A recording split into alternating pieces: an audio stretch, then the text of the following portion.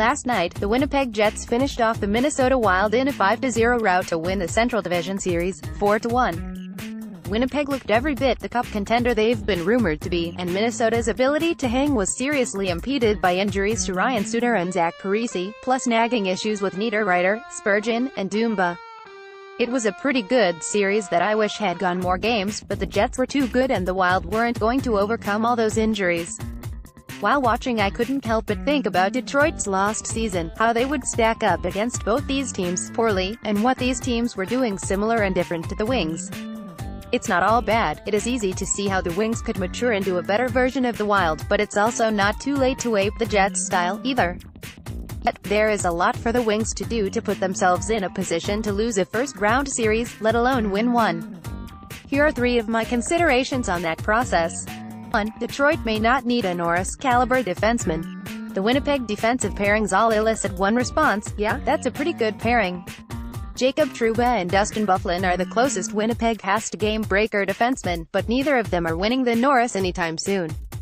However, the Jets are very deep on the blue line to compensate. With the caveat that the Jets haven't won shit yet, it looks like a great defensive core can be made up of quantity rather than quality, so long as the quantity is good enough. It is an interesting experiment, to be sure.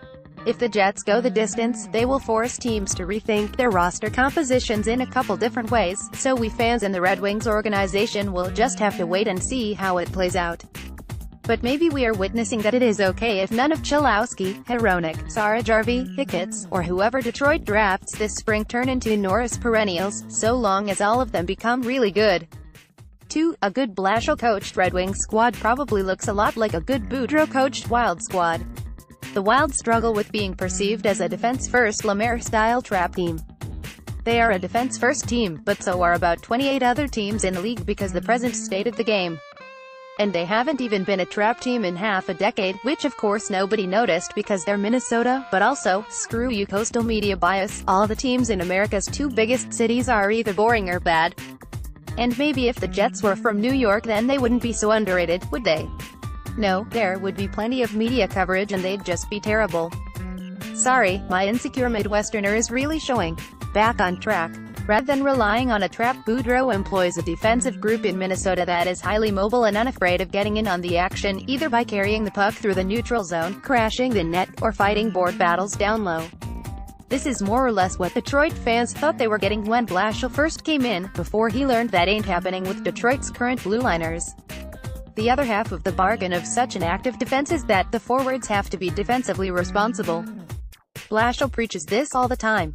Opposing players lose coverage more easily when teams can cycle their defensemen, opening up spaces in the ice for scoring opportunities, but those opportunities don't arise if forwards can't be trusted to effectively cover for the defense, should the worst happen and a breakout launch the other direction. Boudreau's players are responsible enough to make this system happen, and it is what Blashill seems to be striving for, but he doesn't have the personnel for it yet. 3. Playoff history helps build culture, but if Detroit doesn't have the right intangibles then it doesn't matter. Prior to the series, much was made of the Wild's chances in the series resting on their playoff experience compared to the Jets' relative lack.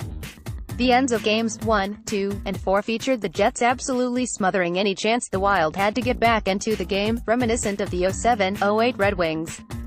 It was a sight to see just how utterly desperate to win the Jets were at the ends of these games. Not desperate in that they were playing fast and loose, hoping for anything to go their way, but desperate like a bulldog chomping on a steak, hanging mid-air and refusing to let go.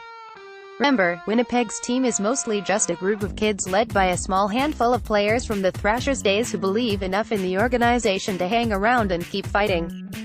They live in a flashy city and have a notoriously difficult time attracting free agents, which might lead one to believe that it affects the players' attitudes. If there is one sports narrative I hate, it is the winners just wanted it more narrative, but the Jets looked so synced with each other in those 5 games against the Wild that I cannot do anything but walk away from the series thinking just how much it matters to have the right chemistry of people on a team that we as fans won't ever be privy to. This isn't a referendum on the Wild's drive to win or anything, their roster was too depleted to make any statements on this front. But the Wings might want to take notice of what the Jets are doing. Even if their play style and approaches to roster composition are different, a team who is so cemented in its identity as playoff winners might want to look at the way the Jets have assembled the personnel on their roster and in their offices.